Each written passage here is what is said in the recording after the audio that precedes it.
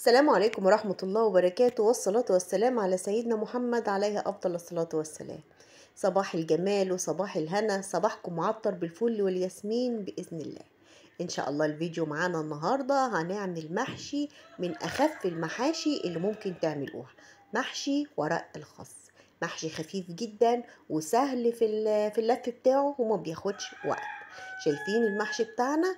يلا بينا نبتدي كده ونقول بسم الله، ونبتدي اول حاجة بالتسبيكة والصلصة بتاعت المحشي. معايا كده طماطم متقطعة، طماطم طبعا تكون حمرة، طماطم متقطعة بالشكل ده، ومعايا كمان قرن فلفل حراق، شطة حراقة قسمته نصين، ومعايا كمان قرن فلفل بارد، يعني معايا واحد بارد ومعايا واحد حراق، ومعايا كمان قطعة من البنجر. الثلاث حاجات دولت طبعا اختياري، البنجر والفلفل والشطه دولت اختياري، ما انتيش حابه تحطيهم براحتك، بس انا حقيقي انا ما بعملش المحشي غير بيهم، بيطعموا لي المحشي وبيدوله طعم جميل جدا، وكمان بيزودوا من القيمه الغذائيه بتاعته. وقطعه البنجر دي كمان يعني لو الطماطم بتاعتك ماهاش حمراء بتحمر الطماطم وبتعلي من القيمه الغذائيه بتاعه المحشي بتاعك.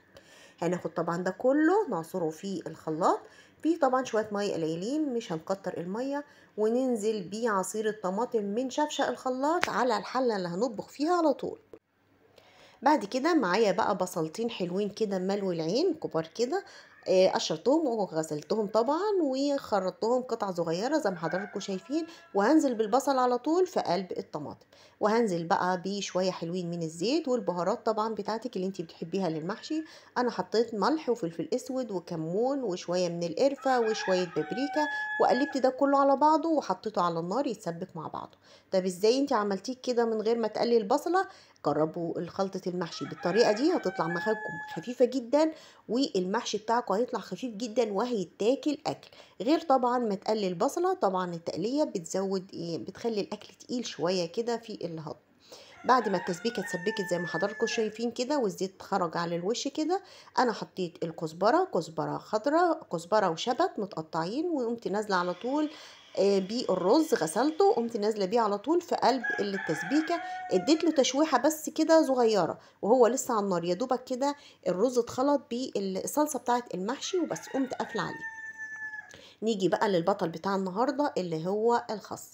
انا جبت ربطتين خس، كان الربطتين ب5 جنيه، يعني الربطة الواحدة ب2 جنيه ونص، يعني ماهوش غالي.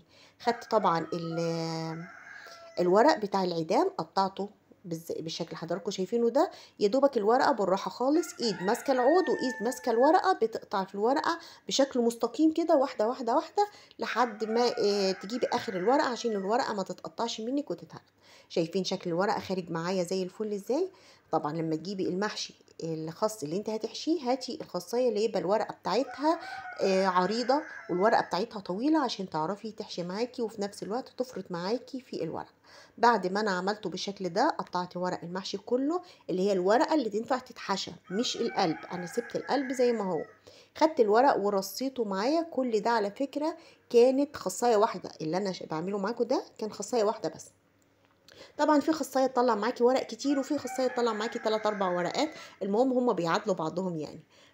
الشويه دول كلهم دول كبار، دول كلهم عباره عن ربطه خص. هي ربطه على اللي انا عملتها، الربطه التانية كنت لسه بيقولوا كده ايه، بتصيري الورق بتاعها، يعني ايه بتقطعي الورق بتاعها بشكل مستقيم كده علشان ما تتقطعش وتتهرد منك. ومهم جدا ان انتوا ترصيه على بعضه علشان الورق ما يتهردش منك وما يبصي وما يتقطعش، لا يبقى ماسك الورقه بورقتها والورق ما يتهدرش مننا. شايفين الكميه دي كلها عباره عن خصايه واحده بس. بعد كده هنعمل ايه بقى؟ هناخده نشطفه شطفه كويسه جدا تحت الميه، لان طبعا احنا عارفين الخس بيبقى فيه تراب، احيانا بيبقى فيه قطع من الطين كده لانه جاي من الارض، فننقعه كويس ونشطفه شطفه كويسه. ده العيدان بتاعة الخس طبعا.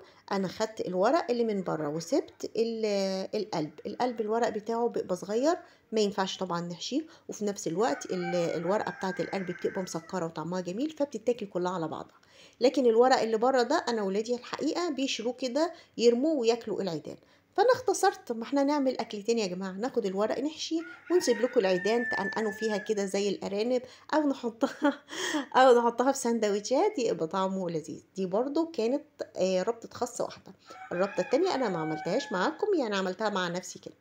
جبت بقى الورق بعد ما غسلته وشطفت شطفه كويسه جدا. طبعا مش هينفع نحشيه بالشكل ده، لان الورقه هتبقى ناشفه معايا شويه، يعني ايه، لما اجي الفها هتتكسر، مش ناشفه يعني ناشفه لا، يعني هتتكسر مني، فانا لازم اطريه. فغليت ميه على النار وحطيت فيها شويه من الزيت، معلقه زيت بس كده علشان تديني لمعه كده حلوه في ورق الخس. وقمت نازله بالميه على الخس. اوعي تاخدي ورق الخس وتحطيه في قلب الميه المغليه، اوعي، الورق هيبوظ منك. احنا بس بنحط عليه ميه مغليه علشان بس تطرهولي، يعني الميه بشيلها من على النار اقوم حطاها على الخس. انا نقلته طبعا في طبق كبير شويه علشان اعرف اغطسه. هديله تغطيسه كده حلوه كده في قلب الميه المغليه، وخدي بالك لان الميه سخنه جدا. واقوم شايلاه على طول من قلب الميه، يعني هحطه كده تغطيسه حلوه. شايفين الورق دبل معايا ازاي؟ انا عايزاه بس يدبل، والميه مش تبقى سخنه، الميه تبقى مغليه عشان في ساعتها تدبل لي الورق بتاع الخس. بعد ما اديت له تغطيسه كده في الميه المغليه هقوم مصفياه من الميه. وكده الورق بتاعنا بقى جاهز. شايفين الورقه دبلانه ازاي؟ في طبعا الورق اللي هو لسه فيه خضار دوت برضو دبلان، بس لسه اللون بتاعه ما غيرش شويه. بقى المحشي بتاعت الرز جاهز والورق جاهز. جهزنا كمان الحلة، حطينا في الحلة شرايح من البصل، شرايح طماطم، شرايح فلفل، شوية من عيدان الكزبرة اللي احنا قطعناها وحطيناها في قلب المحشي. هنبتدي بقى نحشي معاكم الورق. طبعا ميزة ورق الخاص انه ده الوحيد اللي بنعرف نحشيه سمبوكسات او مثلثات، او بنحشيه زي السمبوكسة كده. عارفين السمبوسة؟ بنحشيه زي السمبوسة كده مثلثات، رايح جاي رايح جاي. انا عموما انا ولادي بيحبوا محشي المثلثات جدا، بيحبوا ورق الخاص عشان اعمله لهم مثلثات، وبتشكلهم على المحشي المثلثات. يعني لو حابه انت تحشيه صوابع انا هحشي برضو كده، هحشي شويه منه صوابع وشويه منه هحشيها مثلثات. طبعا الورقه الصغيره هحشيها صوابع، والورقه اللي هي الطويله هحشيها مثلثات. عشان كده بقولك رصي ورق المحشي ورق الخس رصة معتبرة كده فوق بعضها، علشان مفيش ورقة تتهدر منك. كل حتة في ورقة الخس هنحشيها طبعا، لان احنا مدبلينه كده، مدبلين الورقة، فهتبقى سهلة جدا في المحشي. طب احنا ما اتكلمناش عن او اتكلمت سريع كده عن الرز بتاع المحشي، التسبيكه بتاعته. ديك التسبيكه لما تعمليها بالشكل ده وجربيها صدقيني هتدمنيها، المحشي بتاعك هيبقى خفيف جدا، وهتاكلي منه زي ما تقولي قولي كمان بقى، لان محشي الخاص خفيف في نفس الوقت. احنا مش محمرين البصله. طبعا البصله لما بتبقى متحمره وبنحط عليها الصلصه ونسبك بيبقى الاكل ايه، تقيل شويه على المعده. لكن لما بنحطها كده زي ما بيقولوا كده ني في ني بتتسبك وبتبقى طعمها جميل جدا جدا. ما بتفرقش حاجة غير ان هي خفيفة على المعدة، خفيفة في الهضم. زي ما شايفين كده الورقة انا بحشي الخصاية على الجنب الخشن، يعني الجنب الناعم السايح دوت بيبقى بره كده، والجنب الخشن بيبقى جوه، عشان الخصاية بتاعتك كده تبقى سرحة وبتلمع كده وزي الفل. وما ننساش يا جماعة واحنا بنعمل اي حاجة ندعي لاخواتنا في فلسطين، ربنا ينصرهم يا رب. اللهم اعز الاسلام واعز المسلمين وانصرهم يا رب وثبتهم، ويكون معاهم. طبعا يعني احنا ما فيش في ايدنا غير الدعاء، لو في ايدنا حاجة نعملها اكتر من كده نتمنى، بس للأسف احنا ما فيش في ايدنا غير الدعاء. وكمان احنا داخلين على الشتاء واللي قاعدين في المخيمات فربنا يكون في عونهم. يعني الواحد سمع امبارح شوية رعد كده في السماء، صوت الرعد كان فظيع جدا امبارح في السماء. بصراحة العيال خافت، فالله يكون في عونهم اللي هناك، اللي كل شوية سامعين ضرب الصواريخ والقنابل نازلة على دماغهم، فربنا يعينهم يا رب وينصرهم نصرا عزيزا. ربنا قادر على كل شيء، للأسف احنا ما فيش في ايدنا غير الدعاء، ربنا يكرمهم يا رب وينصرهم. لو في ايدنا حاجة يعني نتمنى والله نعملها لهم.